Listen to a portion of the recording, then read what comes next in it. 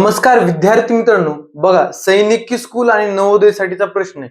काय दिले प्रश्नामध्ये बघा, एक माणूस त्याच्या पगाराच्या 75% खर्च करतो व 150 रुपये बचत करतो, तर त्याचा महिन्याचा पगार किती? मित्रांनो, पगार म्हणलं की पूर्ण गोष्ट आली, बरोबर का? त्याला मिळणारा पगार ही पूर्ण गोष्ट असते. पूर्ण गोष्ट नेहमी किती असते? 100%, बरोबर का? त्या 100% पगारामधला तो खर्च किती करतो? 75% काय करतो?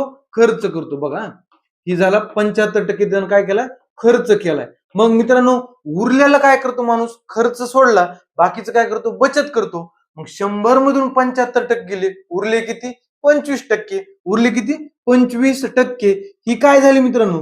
ही झाली बचत. काय झाली? बचत. ही झाली टक्क्यात बचत. आपल्याला गणितात किती रुपयामध्ये? 150 रुपये.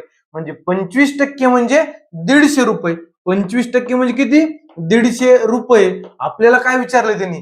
तर त्याचा महिन्याचा पगार किती? महिन्याचा पगार म्हणजे किती? 100%. 25%ची किंमत दिली, 100%ची काढायची. बघा, हे 100%. मला सांगा मित्रांनो, 25 आणि 150 मध्ये काय रिलेशन आहे? 25 सख्ख 150. 6 न गुणलं तर 150 येतं, म्हणजे गुणिले 6 केल्यावर. मग इकडे पण 6 न गुणूया, गुणिले 6. 100 गुणिले 6 किती? 600 रुपये. त्याचा महिन्याचा पगार किती आहे? 600 रुपये. धन्यवाद.